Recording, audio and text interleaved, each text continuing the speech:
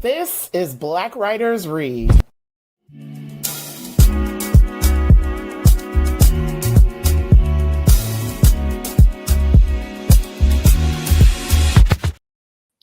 Good afternoon, everyone. Thank you all for joining me today for episode 5 of season 6 of Black Writers Read. My name is Nicole Young-Martin, and I'm the producer, founder, and host of this series. Thank you so much for your patience. Today has been a day. My apologies for being late. Everything behind the scenes for the broadcast marathon is continuing to go. This is my second of third interviews for today. Today is National Black Poetry Day. To celebrate the occasion, I'm hosting a marathon broadcast, chatting with 3 Black male poets, hoping to engage in a conversation that continues to emerge whenever I dialogue with Black male writers. I think that they are contributing something very unique to the canon, and I do hope one day to do either a special panel or series to chat about some of the things that have come up within the social commentary. It's time to introduce today's second guest. Synnika and I met a few months back during the National Black Teach-In, hosted by Black Writers for Peace and Social Justice. Shout out to Dr. Khadijah Ali Coleman for linking us up. I have to say this on camera as I love giving people their flowers. I had an opportunity to do this off camera so that it's not just but during the teaching event a couple of months ago, it was virtual. This was my first time in the room with all of those poets, and a good chunk of them had M.F.As in creative writing. I have my M.F.A in a different field, and I was extremely intimidated when Dr. Ali Coleman asked me to be a part of this event, and I was like, okay, I can rock with this. And then listening, everyone is amazing. And then I hear this amazing poetry that made me go, it made me go, again. And I was telling our guest off camera, I have, I do acting and I do other things. And I have my people who I have amazing acting chemistry with and synergy, and like people that I collaborate with. Like there's a particular person I collaborate with a lot in poetry and writing, and we have amazing chemistry. I heard his work and I was like, whoa. And so while he was performing, I was figuring out how to connect with him. And then I performed and he was doing the same with me. And so I was like, oh my God, I have a new poetry crush. Yay. And I'm so glad to bring him on to this platform. So let's go ahead and get this conversation started. Black Writers Read showcases, celebrates, and honors the words, work, and traditions of Black writers from across the country, across genres, across experiences, and across the African diaspora. Black Writers Read is a behind-the-scenes conversation into the craft and what it means to create as a Black author in today's society. Since starting the series during the summer of 2020, we've hosted over 90 authors representing 15 genres from 6 countries and 26 states. Our platform includes the live stream interviews, which are coming to today, the audio podcasts, book clubs, and curriculum integration assistance. Find us online at blackwritersread.com. Today, we welcome Synnika Alek-Chizoba Lofton. Synnika Alek-Chizoba Lofton, and I hope I pronounced that correctly, Chizoba, is an award-winning poet, educator, Pushcart Prize nominee, and publisher. Lofton is the author of more than 35 collections of poetry and more than 170 spoken word albums. Y'all. Y'all. His poems have appeared in Clockhouse Journal, Revenge, UpStreet, Experience Reality Magazine, Quay, Dissident Voice, The Skinny Poetry, Mid-Atlantic Review, and Blue Collar Review. He earned both a BA in creative writing and an M.F.A in creative writing from Goddard College. He has held teaching positions at Chesapeake Bay Academy, Norfolk State University, and Elizabeth City State University. For those who are new to Black Writers Read, here's the format of the series.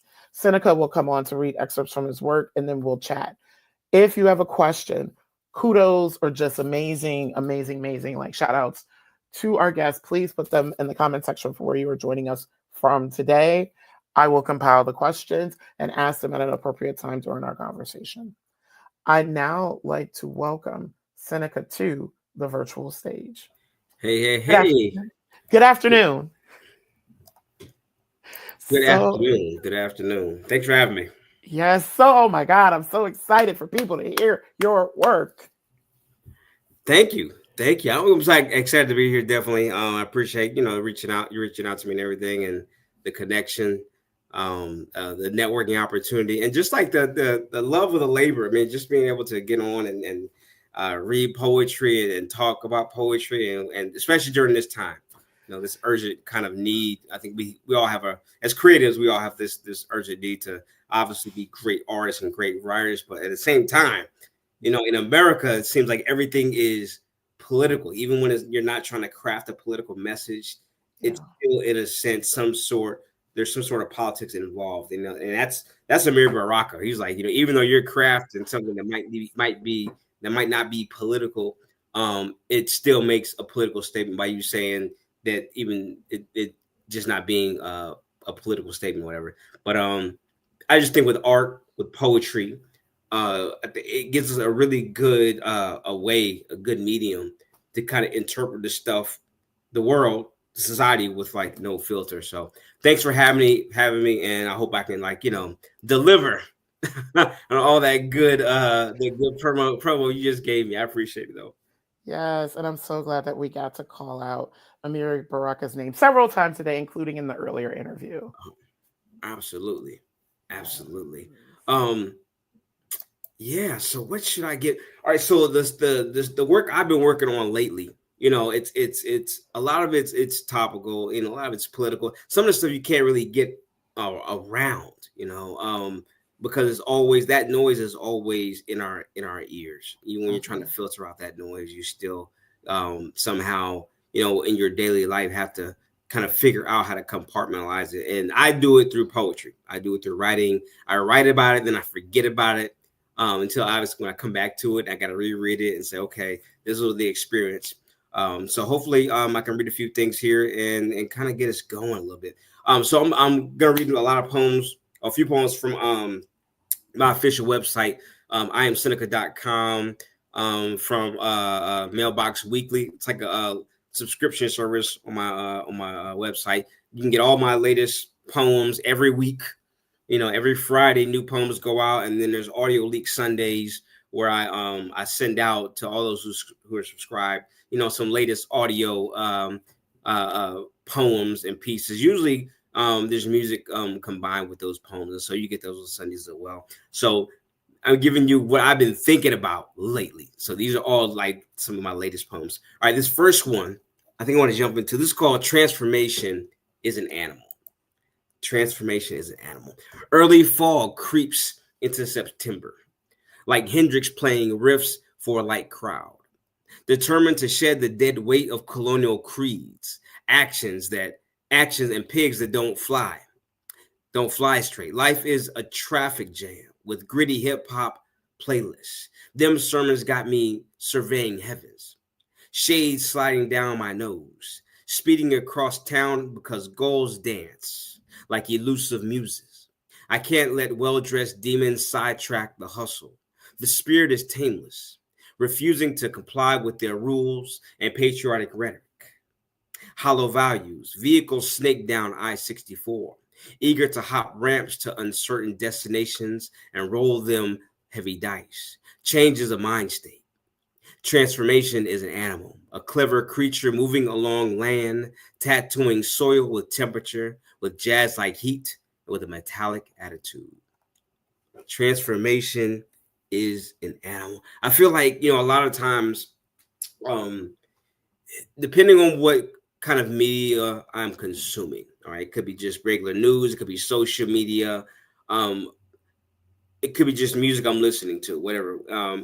I find like there's poems and all of that stuff, and I try to grasp with those poems pretty much all the time. It's kind of like an obsession. I can drive past a 7-Eleven and see some people talking, and somehow start developing in my head a few lines just kind of, kind of come through, and I try to jot those lines down or try to memorize them, as quickly as I can, so when I get to something tangible where I can write it down, I kind of write that stuff down. So that's kind of how, I go about the work of writing, and it's a daily thing. It's every morning I'm writing, kind of to get my day started. Go out, hit the gym for a little while, come back, shower and everything, and start writing some poems as I'm, kind of like, getting some breakfast and stuff going, get my daughter going for the day. All right.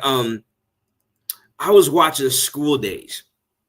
All right. I was watching School Days a few days ago. All right. I was watching School Days. All right. And I started thinking like, man, this movie could have been made, because I was thinking of like wokeness and woke culture and how woke has been hijacked, first by liberal folks, and then second by, and in our culture, in African American culture, we woke in consciousness. We've always had, right? We've always had a connection with these ideas. And so as I was watching this movie, I was like, man, this is interesting right now. What if I wrote a poem based on, some of my interpretations of School Days, Spike Lee's School Days. And I think Spike Lee, I just put a new movie out with Denzel, and I got into Spike Lee thing. So I was watching Do the Right Thing, Jungle Fever. I was watching all this stuff, Mo Better Blues. All right, so this is called No Half Pints in My School Days. No half pints in my school days. If you know, you know. I could worry or go with God. A superior man doesn't fold, though. Alpha, no Greek letters. No fraternities, no hierarchies, no dances. No colonial rituals or silly names to prove my worth. No half pints, no Julians, no daps. No fictional black colleges or fairy tales, just a hustle, a third eye, and a focused disposition. Grind and work ethic. Outrun the machine. No emotions to alter the flames. I roll loaded dice, flashing smirks, smiles, and strange grins, shining like an eagle that refuses to pay homage to broken countries, broken cultures. Traffic is heavy. GPS is severely fried. Every route is blocked by noise and metal. Solid red bars got me boxed in. Still feeling free from the rat race. I keep pace with higher frequencies while a Norfolk morning casts a familiar spell.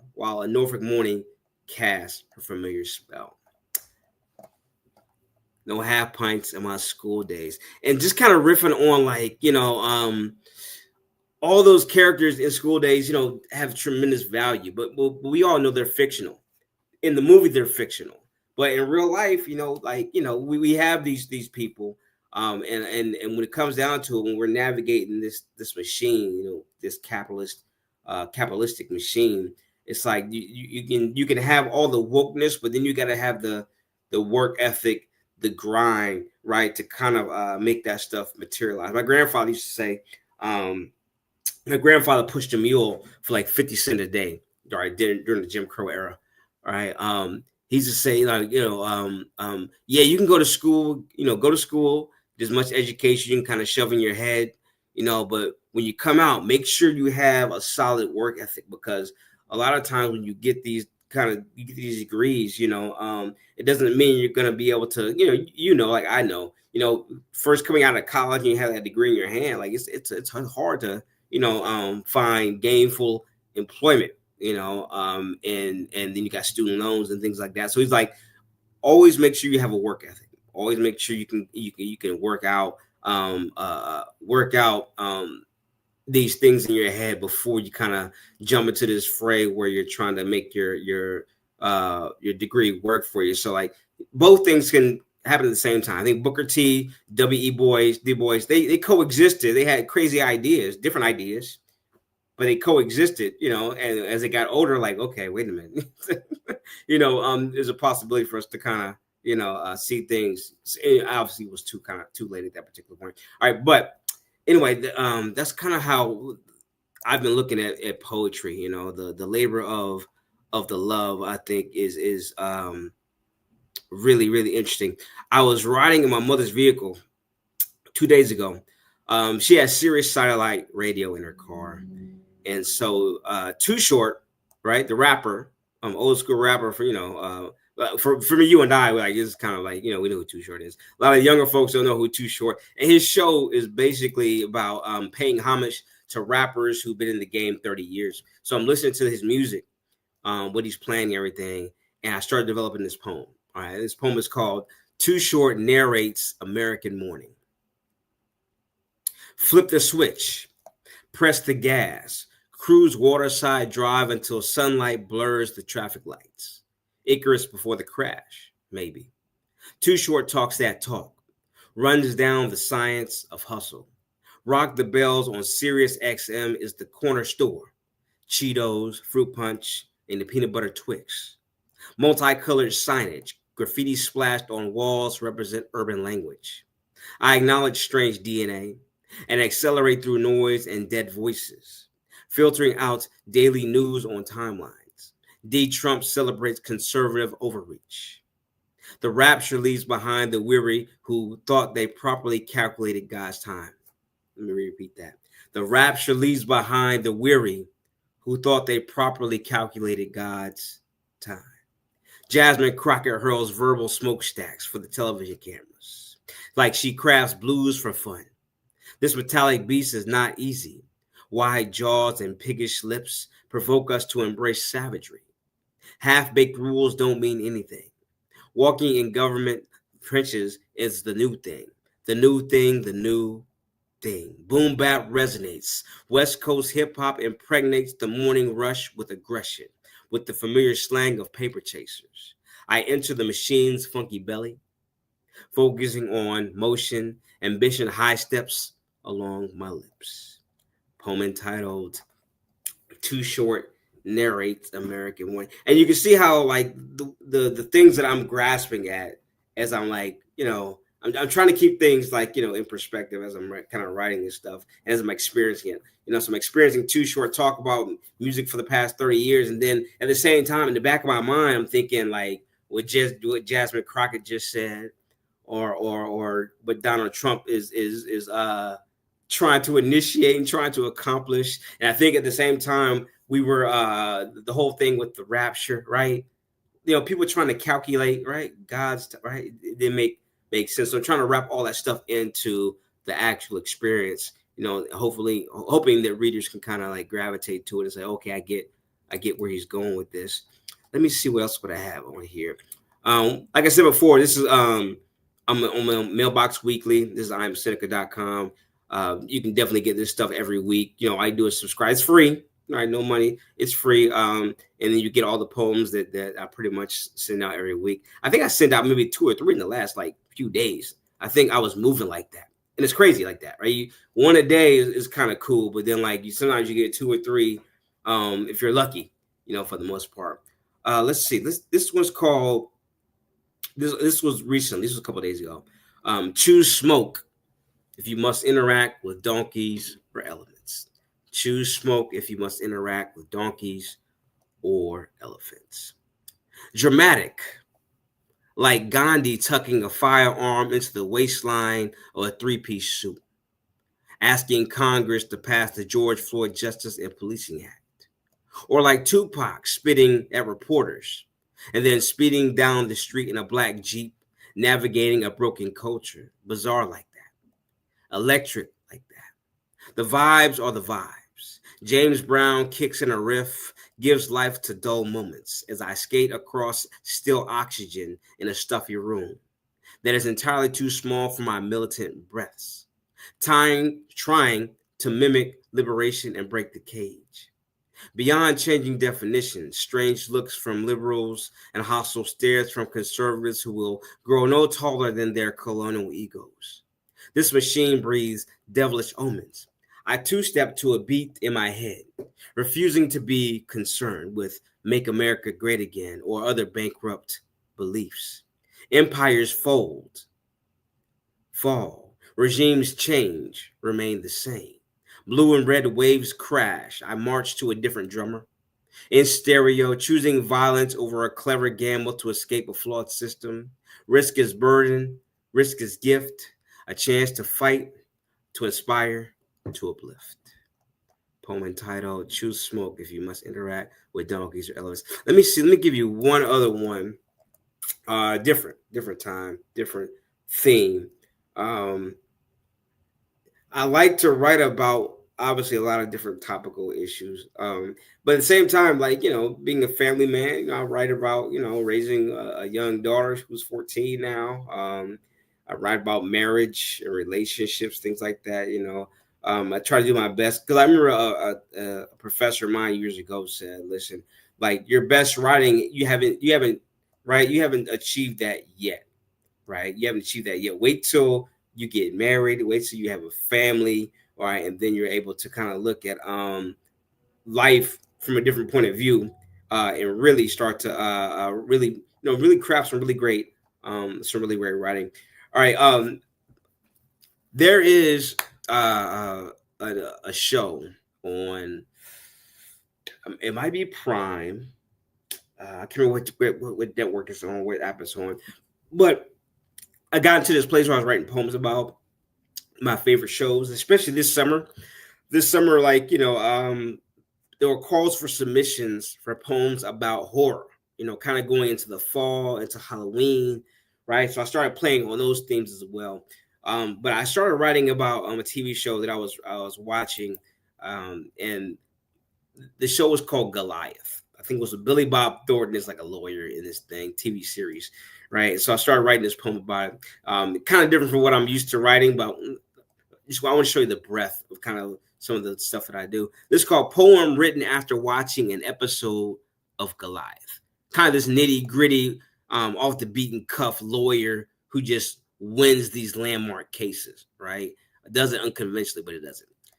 All right. California license plate on a yellow bug.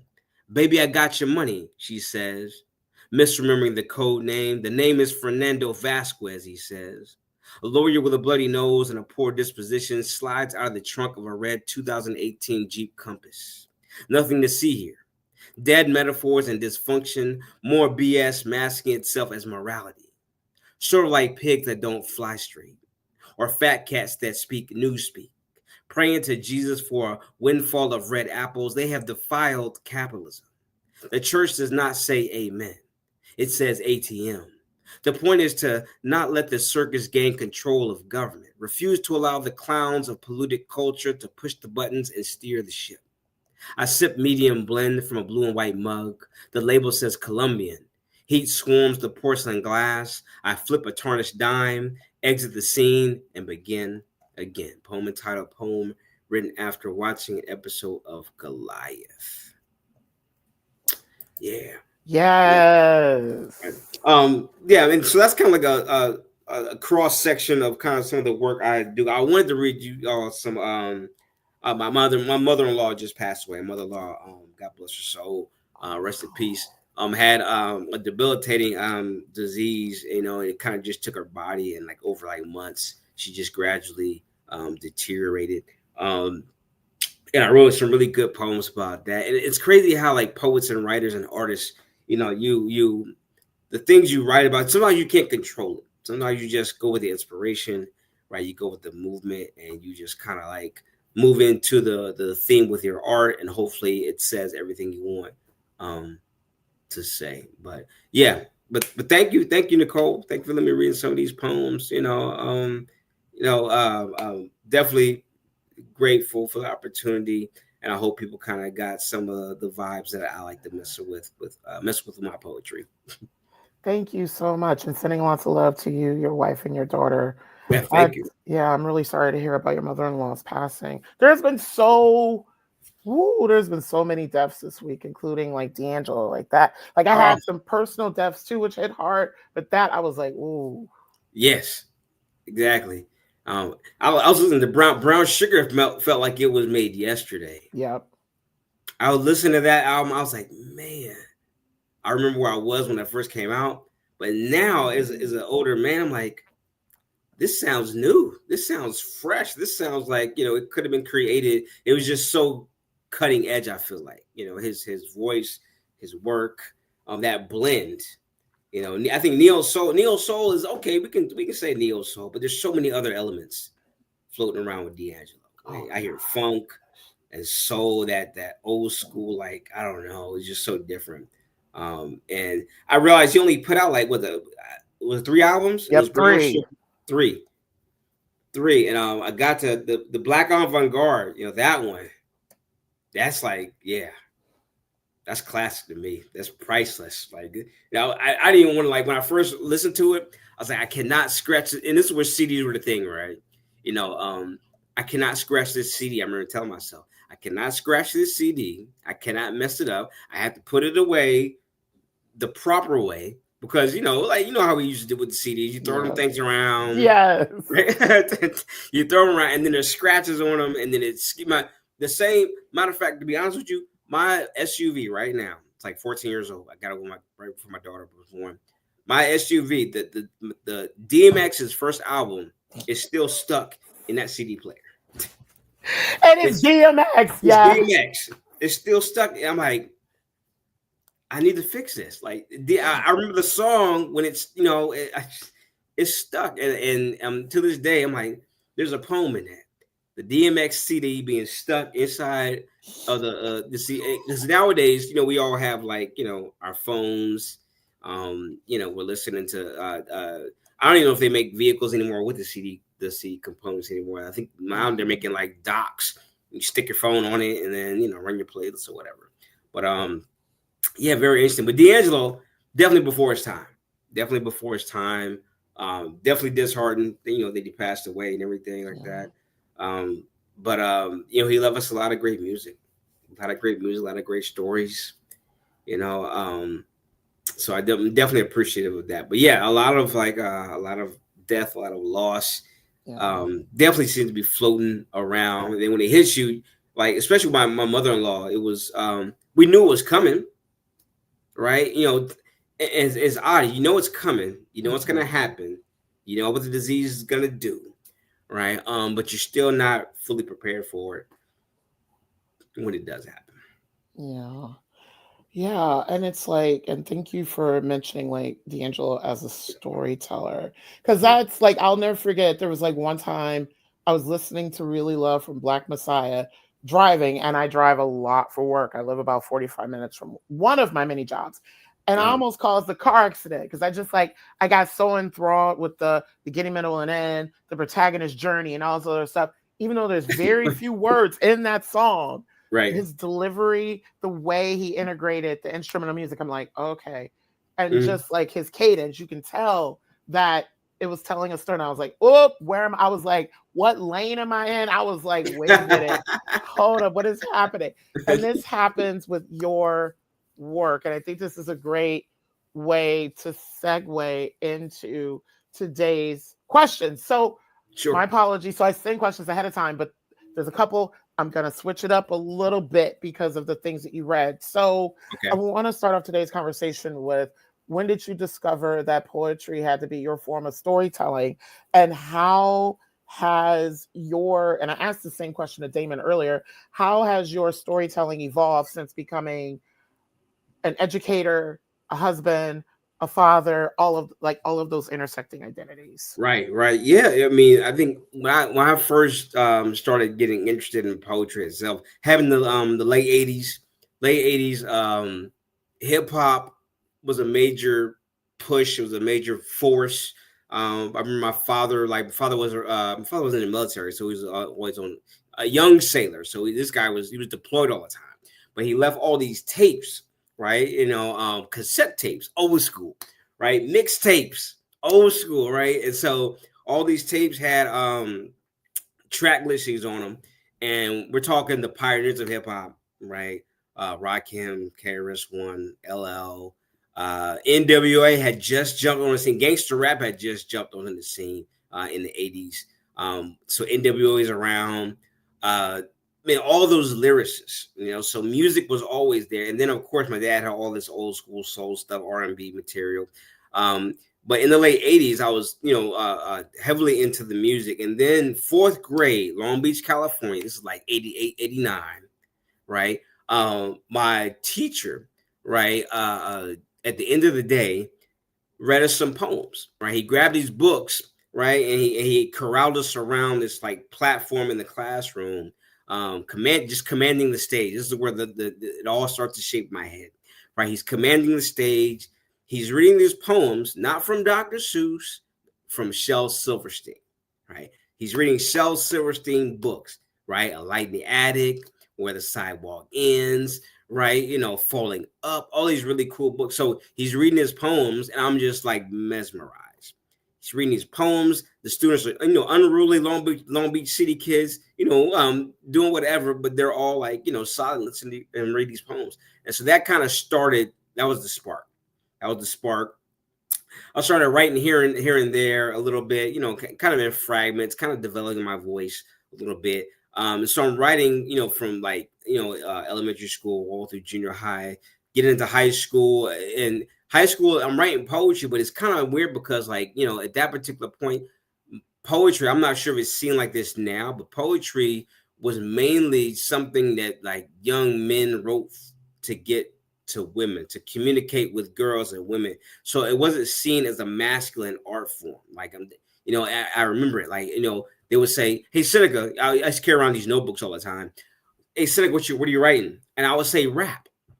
I would say hip hop because and being that young, like I didn't associate rap with poetry. Not at that point yet. Not it wasn't the connection wasn't there yet. All right. I didn't find out till later. But then unfortunately when Tupac died, right, in like 96, right, they were talking about, oh yeah, Tupac wrote poetry, right? A lot of young folks don't have the historical awareness to know Tupac's trajectory. Baltimore School of the Arts. He was acting. He was writing. I mean, when he burst onto the scene, like no rappers weren't really doing music. They were like, they weren't doing movies and stuff. Like Pac was like the blueprint, for a lot of what's going on today with rappers doing movies and stuff like that. He wrote a book. The book came out in '98. Right. And then my friends started saying, oh, poetry is cool. Poetry. I'm not sure they started accepting it at that point, but they started saying, well, if Tupac wrote poetry, we respected Tupac, then if you're writing poetry, that's cool as well. So that kind of began the once my friends started to accept that, I started to accept it a little bit more, started to get comfortable a little bit more, started reading widely, right? Reading widely. Nikki Giovanni is bursting onto the scene for me. Baraka, of course. Sonia Sanchez. I heard you speak of Sonia Sanchez early. All those writers just exploded, like the way you could because the way we're taught poetry, we're taught in a very stuffy, Eurocentric, formulaic.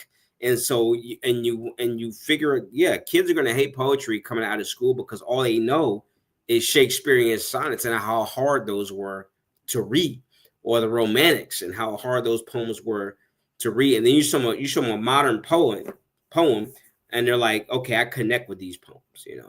So that kind of began the trajectory. And then once I left high school, I started saying, okay, how do I map out a career as a poet, as a writer? What are poets and writers doing? And so that's why I started looking to Nikki Giovanni, who was teaching Virginia Tech, and Baraka, once again teaching. I was like, okay, these writers, they're teaching, they're in education. Okay, maybe that's the track that I go. So that's the kind of the journey I started on. Went and got the credentials, get the bachelor's of art, get the creative writing, all that stuff like that, the masters, do all that. Almost did the PhD. My friend Major Jackson, another poet, he was like, listen, if you can get the PhD paid for, go for it. Otherwise, don't waste your money. Write and publish as much as you possibly can. And those universities, they'll come to you, right? Build yourself up as a brand, as a writer, and then you'll get those opportunities. You'll be able to get in the door. And matter of fact, if you have the M.F.A, you can get in the door. You can get your feet in the door and compete with those who have the PhDs. So that's kind of where my trajectory went with poetry. And then from then on, I just kind of from the M.F.A on, I just started to look at it indie publishing and traditional publishing, and try to kind of toe the line a little bit, play with the indie stuff, because the indie is very instant. All right. You want to connect with your audience now, not 6 months from now, not a year. You want to connect with them now. And that's kind of the way I've looked at poetry probably for the last, I don't know, since 2006, professionally. So that's kind of been my trajectory with the work, and that's how I kind of fell in love with it and have been doing it ever since. And each year, I just feel like, I'm getting better, getting stronger. I'm meeting people like you. I'm connecting with others and networking and that kind of thing. So as long as I'm doing that, I'm doing what I'm supposed to be doing, Yes, and you mentioned something too, that your work does is so brilliant. The thing that made me fall in love with your work the most And there's very few poets who can do this. Your work legit goes from the Black arts movement. You hear a lot of the 80s, the 90s, you hear neo soul, you hear rap R&B, you hear so many like Sure. mediums and genres talking to one another, yet standing alone. And I'm like, how do you do that? I'm like, what the heck? And Right. on top of it, and this is a separate question, and on top of it, I think the thing that I love most about your work is that, and I hope this sounds like creditable and respectful, you have the training in the academy, you have the training from the mixtapes of the 80s and the CDs of the 90s, and you have the street cred kind of training where your neighborhood, your background, your environment taught you how to write. And in a lot of camps, they have to live separately. And I'm glad that you We do. mentioned traditional and independent publishing because so many people think those have to live separately. And I'm like, they don't. They don't. No. They don't, man. And you can definitely navigate it to your advantage, especially with the way publishing is. As long as you can craft a really great poem or story or whatever it may Yeah. be, you can put it out. You can get it out to the public. And some work I definitely write on an indie level, and I write it just to get connected with people and everything like that. Um, and then like there's some works like I'm working on a novel because I know like how the genres work. The novels. You write a really great novel, you might hit. you might hit with a novel. So let me see if I can like find some agents. For this that I can. So it's always like this the labor of love, that combination with the business of writing and trying to like map out a career by using all these different things that are in front of you. So, but I know one of the questions you asked about like academia and I learned a lot of craft in academia. Okay. Academia also gives you the time to like really explore and experiment different art forms, different like mediums. And that's where I kind of like strengthened my chops as a writer. Made all the mistakes. I left them all all in the undergrad years. Read widely, wrote widely. Even to this day, a lot of my favorite poets like friends of mine's. And the way they write, using couplets, and some don't use couplets at all, and they're just mainly free verse, right? They really inspire me. So I feel like I'm always a student, like learning.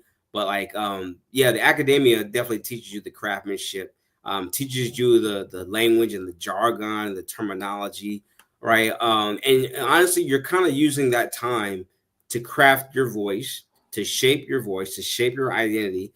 And then, of course, when you get the degree, right, now you have the leverage, right? And in America and probably in the world at wide, right, you get these degrees, people are looked at differently when you have, right, you got a BA in this, Yeah. yeah, you got a master's, or you got a PhD, right? Depending on what your perspective is of academia.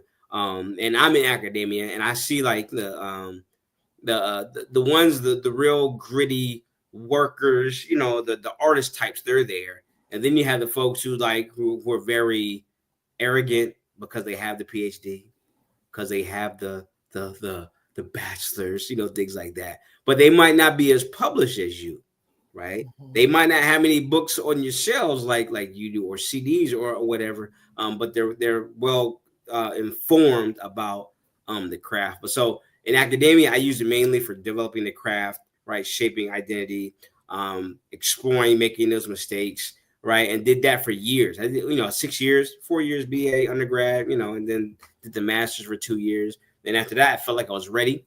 I was ready for the world at that particular point. Knew about publishing, knew about the indie level, knew about traditional and stuff like that. And so with all that knowledge, you have to take the next step, right? And I go back to my grandfather. I was okay.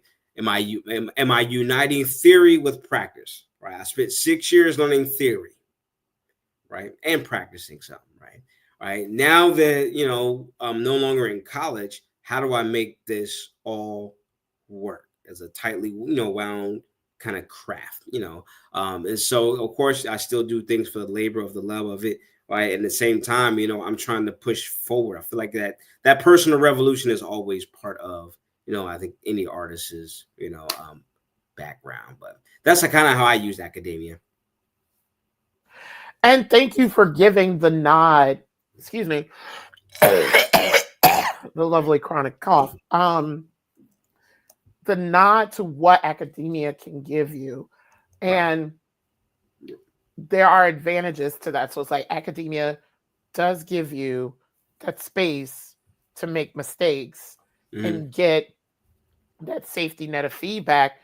The industry gets your work out there, but the industry does not give you that space to be brave, to be, if you try to be brave, the industry won't hear you and they won't do anything for you. Right.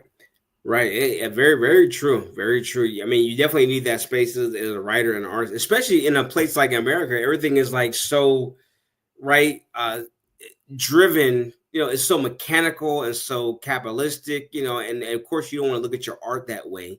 But sometimes you got to craft, even in our daily lives, like like you said earlier. You're doing all these different things to get to get to home base again. Right, to get back to you, so you can kind of relax and do what you love, to do. But I think with academia, spending that time, and students should definitely, cherish those moments. All those learning experiences, all the people you meet, everything you're exposed to. I mean, I definitely cherish that and celebrated that. But at the same time, I was on a mission too. And kids these days, I'm sure they're on a mission. A lot of them are just trying to get the grade. Right, they're just trying to get the grade. They're trying to pass. They don't even care if they got to use ChatGPT, and they don't care. If it's not even their own work, they're just trying to they're trying to level up. But even with that speed and that carelessness, you get to a point where now you got to go out into the world and practice. And if you didn't really put the time and effort in to the class, to the subject, right, it's gonna come out in the wash. You're gonna find out for yourself. That you didn't really learn much because you just tried to take what the professor told me, the fast track, the fast route, instead of taking the scenic route to the educational process and really trying to absorb and soak up everything that's being offered to you, and that's this generation. My generation, of course, I think the hustle was still there, but there was a care. Right, not to say kids don't care now, but there was definitely a care I had for the craft and what I was doing. I wanted to make every moment count. I wanted to learn as much because I knew after 4 years it would be over. 6 years it would be over. Some students, some friends, they stayed in school longer, and a lot of them stayed in, I think, because of fear. Right, they feared the next level, and they wanted to stay in that kind of that student mode. I had friends with multiple degrees. They stayed in school. They stayed, bro, you've been in school for 10 years. What's going on? You got the degrees? Because I hope so, because you've been spending money like crazy, but yeah, so academia allowed me to craft my voice, allowed me to read and really network and find out everything I could about the industry and what it offered prior to leaving.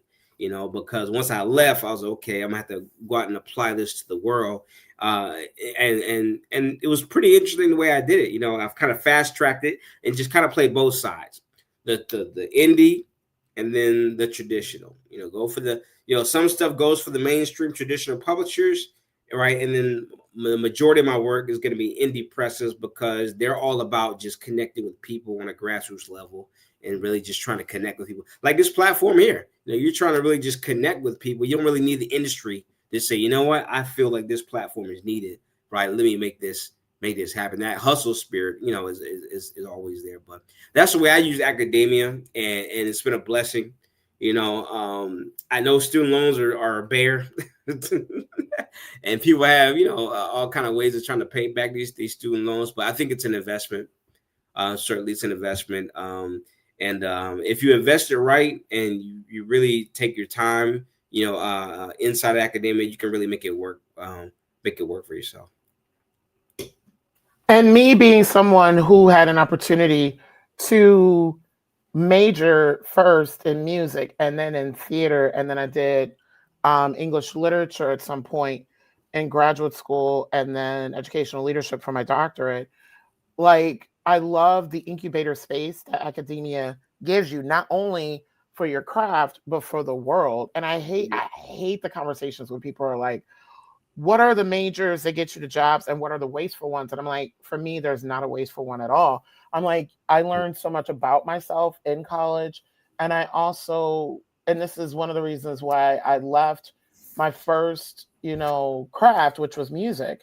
I learned so much about like what I was capable of, what space I was able to craft for myself in classical music, which for me, I was like, I'm tired of regurgitating the same things that other people have done. And then lastly, really learning about the industry before you go out there and waste away. Because there's so many people I know that went right to industry and wasted away because they did not have that space to really, and this is a conversation actually my book coach, Lisa Pegram, and I have all the time. She's like, there's the craft, there's the business. And it's like you have to be able to know both. And I feel like some people, they're so good at the craft, but they don't really know the business. And some academic spaces, especially conservatory type spaces, they give you both. And I'm just like, yo, like every single day I go, to the pavement when people say, well, there's, you shouldn't get your degree in this because it's not going to make you money. And I'm like, okay, that's feeding into the cog, it's feeding into the machine of making somebody else money. How about you invest in yourself, meet new people, go some, like I originally wanted to go, I'm originally from Detroit and I wanted to go to I got into a much smaller school, paid the registration fee and all of that.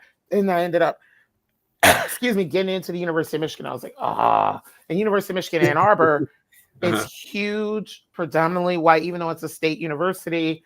There were a lot of wealthy kids there and all those things. And I went there in the late 90s when they were working on eliminating affirmative action. And like during the two lawsuits, Warren Connerly, there was a protest, sit-in, takeover every couple of weeks. And I am so glad that I have friends who are like, I don't want anything to do with Michigan ever again. And me, I treat it with like a 20,000 foot pole, but at the same time, but at the same time, it would not have prepared me for this politically polarized world, in the way that it did. Because I'm like, oh my god, like just like being and it's so interesting. I grew up in Detroit, which is like hyper black. And everybody knows you're black, and grew up with, like so many different things. Like we went and saw Malcolm X as a school in 7th grade. Whereas, I feel like I've been more affirmed in blackness in hyper white spaces. Like really I'm proudest when I am othered. And I did not get that until I went to Michigan. If I went to the school that I wanted to go to, I ended up going to Wayne State for grad school. But if I went there for undergrad, safe, everybody from home went there. My relatives went there. It was a mix of black and Arab. And I'm like, it would have been but no. And so I'm so glad that I got the experience that I did. And with that, and also too, just some of the training that I got as a musician, then in theater, and then in English literature. So my next question for you is, especially someone, because I have had writers on, like myself, I don't have a degree in writing. For someone with a bachelor's degree and an M.F.A. in creative writing, I would love to know, what are some advantages and challenges with the genre of poetry? And what are some advantages and challenges of formal training and the academic environment for learning poetry? All right. Oh, wow. Very good question. I think some of the advantages, definitely being able to connect with different instructors that can read your work and they'll say, you know what, let me recommend you like 10 books, right? They recommend you 10 books that you go out and read, and those 10 books, and start to inform, right, your writing. It kind of helps you like start looking at writing especially poetry, because poetry is just, it's verse. And so you're looking at your lines differently. You're looking at your syntax. Now you're getting back to that stuff in school that you hated. All that stuff, diagramming the sentences. And, if you can kind of speak a complete sentence, you can write a complete sentence, you can pretty much write a poem. And then you start to like really take a look at these poems that your teachers are offering you. And all those poems help you develop your own unique craft. And they help, those poems also help you see poetry as not some very Eurocentric, formulaic type of writing, that it's so vast, it's so diverse. You can go from formulaic poems, a Robert Frost poem, highly structured, to like somebody like E. Cummings, who will take one word and stretch it down the page, backwards. and that is the poem. And then you can go from there and to someone who likes Sonia Sanchez. You can read her poem all day, but until you see her perform it, right, it's a completely different. Like, I read your poem this way, but the way you perform it, that's completely so. So those are some of the advantages. But I think as a person who's not in academia, not in school, you can do that. Like, go into a Barnes and Noble and just pick up a few journals that you saw in the magazine area and start to see what modern poetry is, what it is, how it's being defined. So like a professor of mine told me, your best teachers are on the bookshelves. Like I know you're paying a lot of money to be here, but your best teachers are on the bookshelf. So I just read 6 years straight, just reading different poems, different ways to craft a poem. And I started to learn how vast and jazz-like poetry is. You just gotta learn, you learn all the quote unquote rules of poetry just to pretty much end up breaking them, because once you fashion yourself as a poet and present yourself as a poet, you're saying, okay, now I'm taking the next step to innovate. So those are definitely some of the advantages. Some of the disadvantages, I think sometimes in academia tends to try to kind of monopolize the definition of poetry and art, right?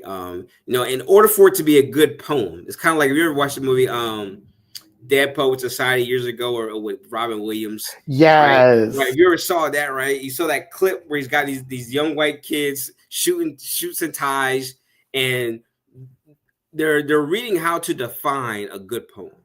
Okay. So they're reading from a textbook how to define a good poem. And the kid's reading, he's like, well, the verse has to be this, it has to be this. And the teacher is making a bar graph on the chalkboard, to determine if a poem has the right weight and it was good. And he's like, listen, all that was trash, right? No one, right? When a piece of art resonates with you, when that piece of art is good and worthy and valuable. You listen to a song on the radio, if it's good, bad, or whatever, right? Instinctually. You don't have to go to a chapter in a book by Dr.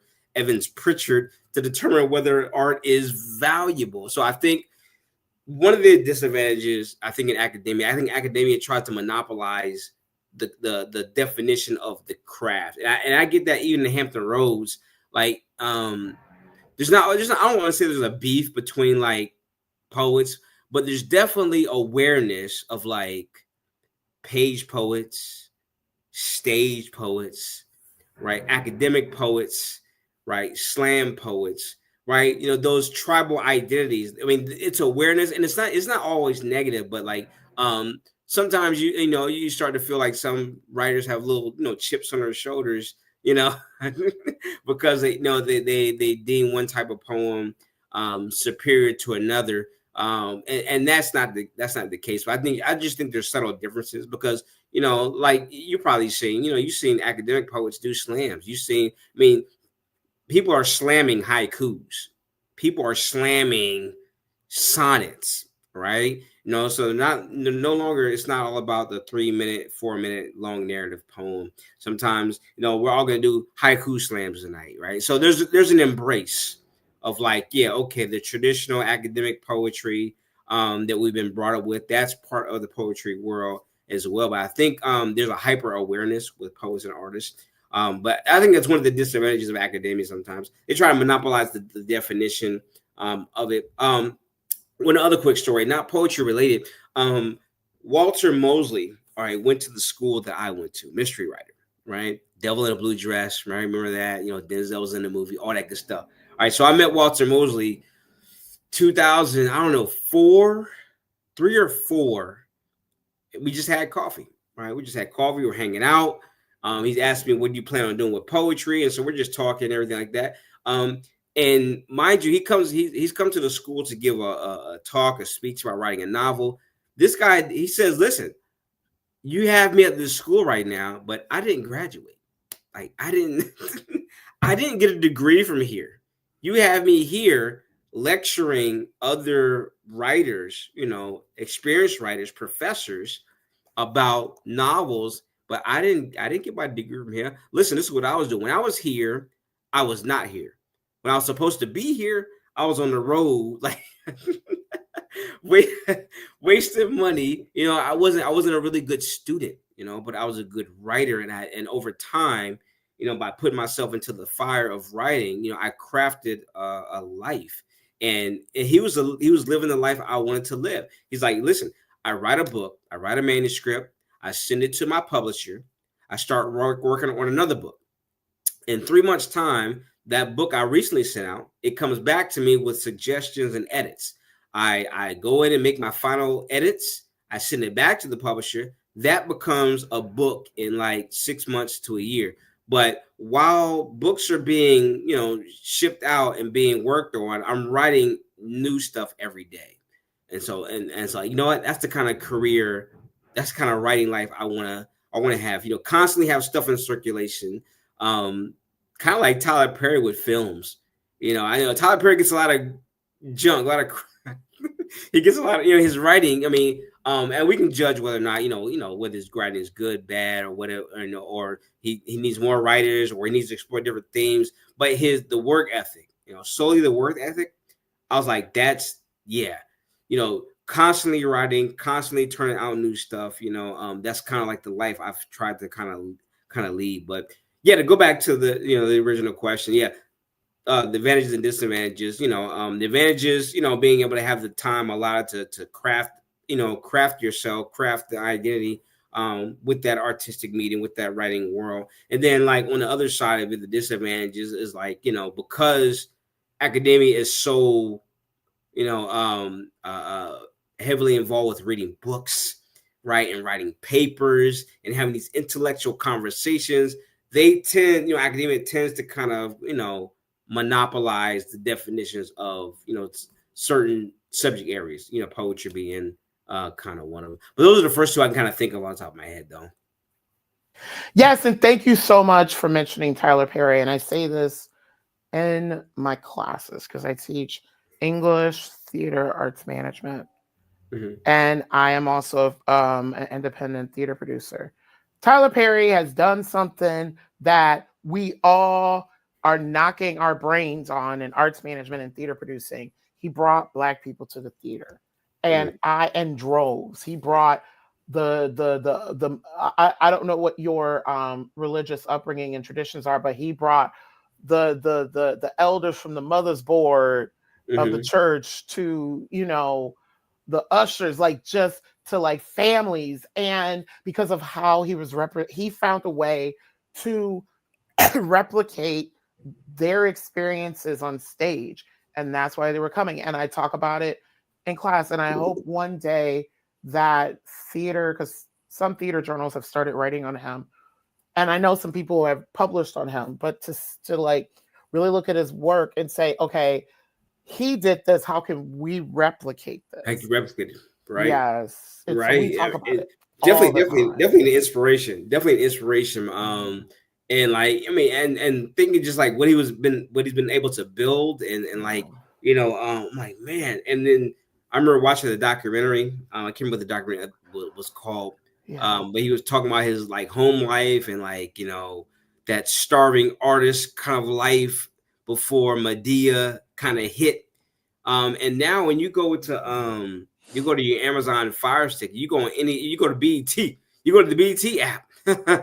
this guy has show after show after show, just kind of like, I'm like who does this? Is he like the modern day? I don't know. Like, he's got his own studio bigger than like some of the studios out in like Hollywood. He's brought, he's writing at a rapid pace. He's developing, because I really wanted to know. I'm like, how are you writing all these episodes for all these different shows? Like, drop that on me. Please explain that to me, how that even works, right? Because like, you have to be writing these things at like this really, really fast and rapid pace in order to like be able to put this show on, put this show on, put this show on. And then I started thinking about my own work ethic. I'm like, well, now I write every day. A lot of stuff people don't see, and that's for me. I'm just trying to strengthen my chops by continuing to write material. But I've been trying to match the writing ethic, the rapidness of the writing ethic with like the circulation of what is out there. Okay, what am I doing? Okay, Mailbox Weekly, that's going. Okay, I got these books flowing a little bit. Am I working the traditional side? Am I working the mainstream area? Right. And I feel like, even like we talked about earlier, like our careers as creatives, like all these different moving parts are happening, and you're trying to like keep them all within, within reach, and trying to keep it all together. But yeah, just establishing that really awesome work ethic, and writing quality material. You want to write quality stuff. Like I write every day. I can write, 7, 8, 9 poems in a week. Not all of them are going to be good. I might have like 3. Excuse me. I might have 3 that possibly could be really good poems. And then again, I could be too self-critical. I can be like, this poem sucks, and the next person reads it, and they'll say, you know what? That poem is actually pretty good. I mean, it might not be up to your liking and your standard of greatness, but it still resonates. It still connects with people. And so I've been trying to kind of develop that type of work ethic, going forward, especially when this new digital age, this digital space. I'm like, okay, let me take advantage of the podcasts that are out there. At the same time, let me make sure I'm in person at some of these events. It's a constant. All right, it's a constant effort. It's constant work, but I love doing it though. Absolutely. Wouldn't trade it for the world. This is a great segue to the next question. Prior to having our guests on Black Writers Read, we ask each of them why they write. Here's what you offered. Writing is a form of liberation and a form of personal revolution. I can't separate my craft from the ongoing struggle to fight and challenge racist or oppressive ideologies, systems in the United States or in other parts of the world. I really do feel the fire that Frederick Douglass, Ida B. Wells, and James Baldwin felt when they decided that launching their voices into the world was important and vital. It really is movement work. Writing has helped me define my story and my purpose. It certainly is my preferred weapon.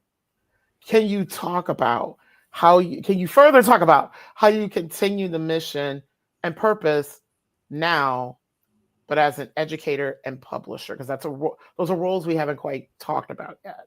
Right. Yeah. Like, I think definitely when I started really getting into, the writing life and the type of topics and themes I wanted to kind of discuss, it was all just real stuff. The things that we deal with as African-American people, other folks have the similar kind of stories. I started really bringing all of that work, all the experiences into the work.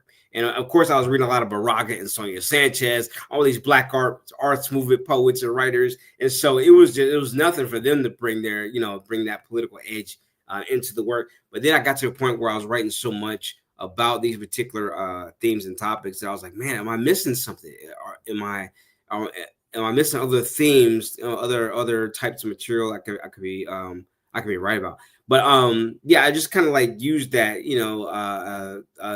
that kind of attitude and that impulse to continue that kind of journey. You know, John Henry Clark used to say, he was a historian. He said, like, you know, take what you do well and do it for your people. You know, take what you do well and do it for your people. So I was never the kind of poet that was like writing about, you know, and I think like being in America, like it's hard to do that. You can't write poems strictly about, you could about nature and blocking out the rest of the world, blocking out the rest of the issues that are going. Like you can try, but like at some point you're gonna have to wrestle with racism and poverty and sexism and xenophobia and like, you know, all. And then when you look back at American history, you start to see like American writers start to shape their identities, especially like, you know, during the colonial period, of course, you still had people writing, you know, but you had to have sponsorship at that point to get published, right? Douglass had to like hook up with some abolitionists to get that book out there, you know, in the 1830s while slavery was still a thing, right? And so he had to have, he could write it all day, but if he didn't have the connections to get it out there, you know, it would have been all for, it definitely wouldn't have gotten to where it got to. But somewhere after the American Revolution, when these writers are like, listen, you know, what does it mean to be an American? Like, you know, what is this thing? You know, African Americans had their ideas were gonna be like, listen, we still in chains and shackles here, like, you know. But at the same time as that narrative is happening, Native Americans have their perspective, right? You have wealthy white men who have their perspective. You have poor white folks, women, white women got issues, black women got triple, they got more, they got more issues, right? You know, so the writers were like, okay, now we have to start writing about this content. We can talk about nature. We can be like Henry Thoreau and Emerson and talk about getting back to nature and simplicity. They did that, but at the same time, they acknowledged war. They acknowledged slavery was still happening while people were screaming freedom, justice, and equality. They saw all the inconsistencies that were there. All right. And so I think like even now, as I go about my writing journey, like it's hard to separate. You know, I have to consciously say, okay, today I'm not going to write a political poem. I'm going to write about something different, right? And as an educator, I bring that into the classroom, you know, all day because like it's really interesting because like it's cool to talk to students about these writers and then to also have firsthand experience knowing that you are a writer, you are a poet. Like when they come to my classrooms, they see a bunch of books, right? They see bookshelves and they see me. They see like my books, like, you know, hanging out, like this kid's for real, like, you know. So I bring that experience into the classroom, and I think it carries weight. It carries value. Kids tend to listen a little bit more because the teacher knows what he's talking about, because he actually does this stuff. And on the publishing track, you know, just being innovative and revolutionary about it and not simply sticking to like the traditional forms of publishing, because we could do that, but should we sit around just waiting? Like the waiting period. I never got comfortable with the waiting period. I never got comfortable with like you send stuff out and then 4 or 5 months later you get a response, right? I never liked that. Like I knew that was the process, you know, and there's a lot of writing in between that, in that wait time. And then you might not even feel about the work.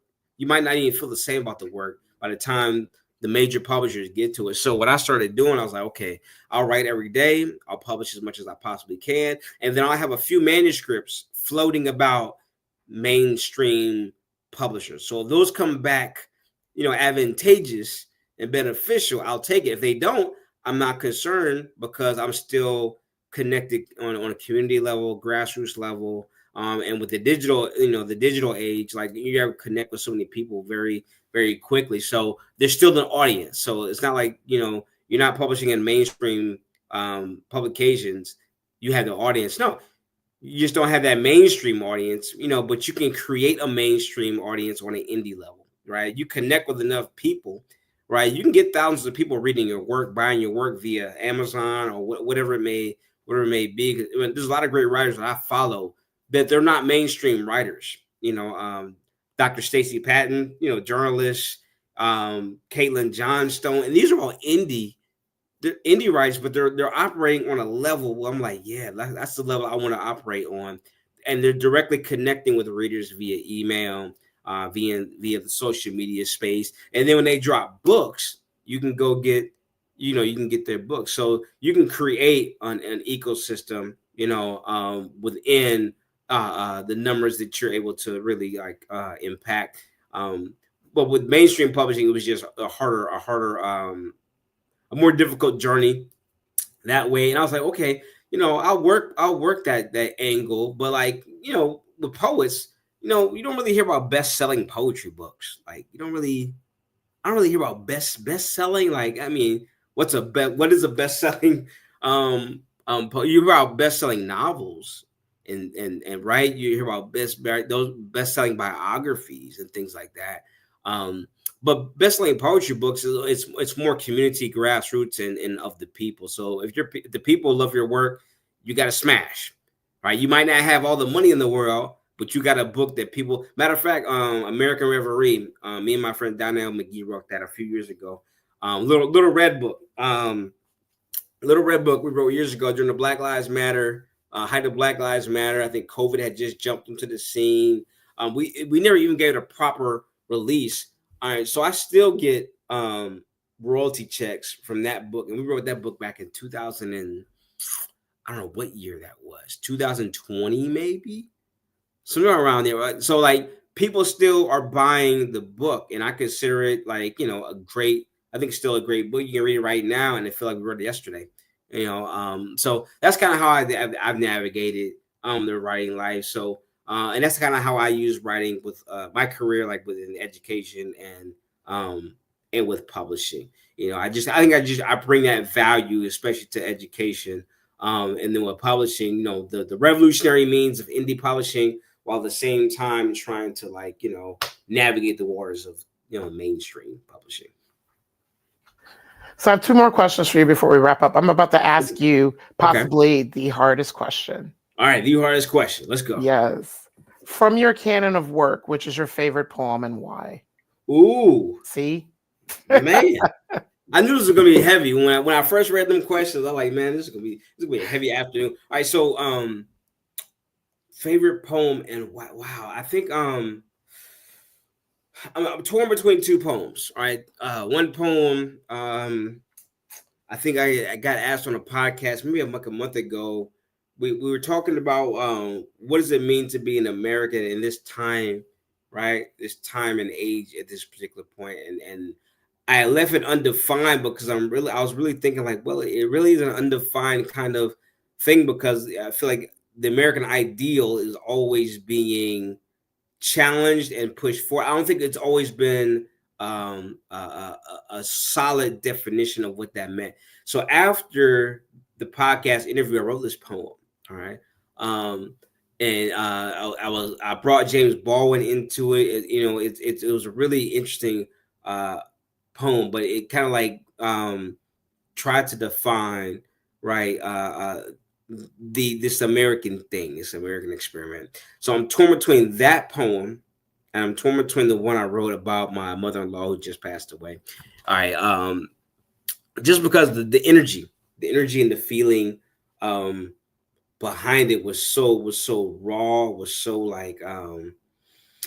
inspiring, and I was working through something very tough. It's you don't want your loved one to be here in a difficult state where it's not really living, it's not really life. This is we knew she was transitioning for months, so at that point it felt selfish to want to keep her here. It's selfish of me to say, I want you to stay here with us, with the family. But I know you're not living. So I know you will be better off, right? Making that transition and sit next to that higher power, next to God, And so that poem, all right, between that poem and the poem about James Baldwin, I can't. Well, I think her poem is definitely one of my favorite. Right now, it's my favorite particular poem because I don't write a whole lot of long poems, right? This poem was fairly long, but because I couldn't end it. You might, I don't know if you have this issue with, how do some poems just naturally end, and it's fine. And this poem, I felt like I had to abruptly I had to make. I was like, okay, I'll write 3 more lines, and then it's done. But the energy tells you something different. The energy says, I want to keep on exploring this until because you're expressing these really raw feelings. So I think I have to say right now, my favorite poem is probably the poem I wrote for my mother-in-law. Upon her passing. That was in August. I think it was August 3rd, I believe. And I think it's a different connection with it. I think I have with it, and it resonates with me differently. So I definitely think it's one of my best. So I'm gonna go with that particular poem. Yeah, and also like when you honor an occasion like that, and the date and the anniversary and there's just so much when it comes to writing something so visceral and so like personal. And I wonder, like, when your daughter, like 10 years from now, if she comes across that poem, what would she have to say about it, given that it's about someone that was in her ecosystem? Yeah, very true. Very true. Like, those poems that, that you can pick them up at any particular time, right? 5 years, 10 years from now, and it still have the same energy, that staying power. And I think that's what we all, as artists, we're all trying to create art that lasts lifetimes, And like, I think circling back to D'Angelo, I think he created music that'll last lifetimes. Yeah. That'll continue on. And other artists in the same kind of way. I think.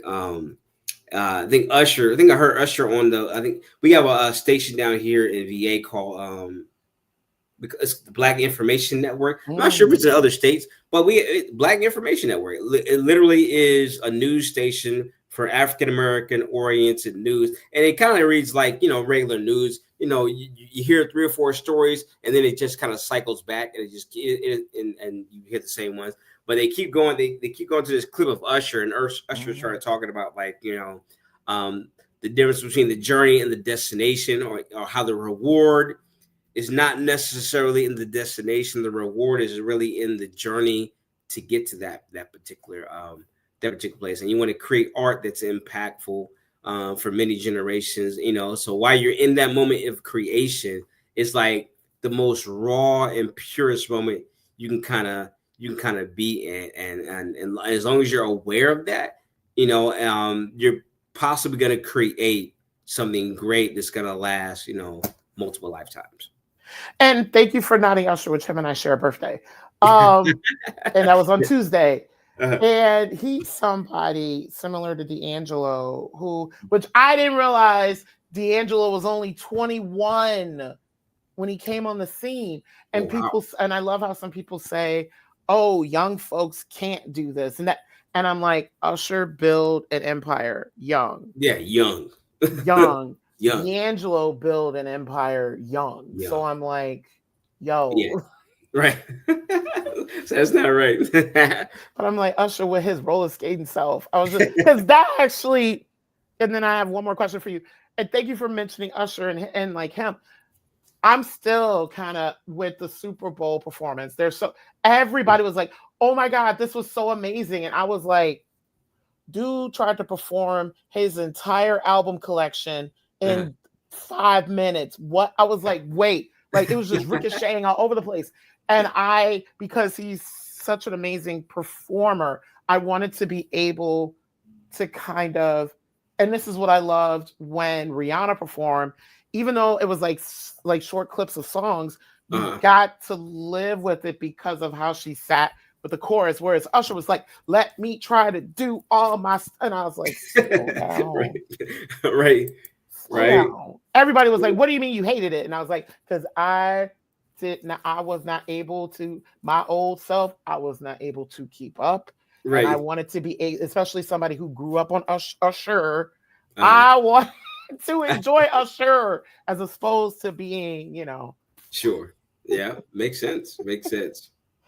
And the last question I have for you, Synnika, what is next for you, and how can a Black Writers Read community support you on this journey? Oh, what's next for me? Let's see what's going on. Man, a lot of different things coming up, like in the fall. I'm working with Tim Siebels. He's the former poet laureate of VA, maybe a few years ago. Good friend of mine now. I work with a percussion player, live percussion player. He works with a live bass player. So the idea is to put our groups together on the same platform for an evening or multiple evenings of poetry and spoken word. So that's one thing. And just continuing to build on Mailbox Book Club at iamsynnika.com. I'm continually updating that. So please, check it out. Subscribe. It's free. And the last thing is continue to just write these books. I feel like I got like all these different books I'm working on, and I'm trying to keeping them in perspective. So there's a new children's book coming up soon. Bluesman Volume 1. So there's a few things coming up through the fall and into the spring. So I'm just trying to stay motivating and continue to write and tighten the craft and be creative. And map out, of course, map out the business of being a writer. I think I'm doing that fairly well, but always just trying to push right for the next level of like creativity. I value like living on the edge of creativity. So I feel like if I'm always pushing and trying to make that impact and leaning forward, I think I'm gonna get to where I'm gonna ultimately get to. But like we said earlier, right? This might be living in this moment, right? Celebrating, acknowledging the moment. I think is probably the most purest way to attack the crowd. So a lot of publishing, a lot of books are gonna come out, and I want to do get more back into recording a little bit more. I got a percussion player, and we're like, listen, we got to put this stuff down. This stuff has to be recorded, right? At some particular point. So, and I've been rocking with him for probably since 2006, 2007, in all types of different areas. Universities, festivals, you name it. We kind of been doing it. So get more back into the recording. But the hard part about the recording is like making the recordings. I had a friend who just had a CD release, and like I'm like, okay, you have a CD release, and then like of course like you got to play both sides of the fence, right? Have a CD release for those who still listen to the CDs, and then put it up on Spotify or whatever, iTunes, whatever.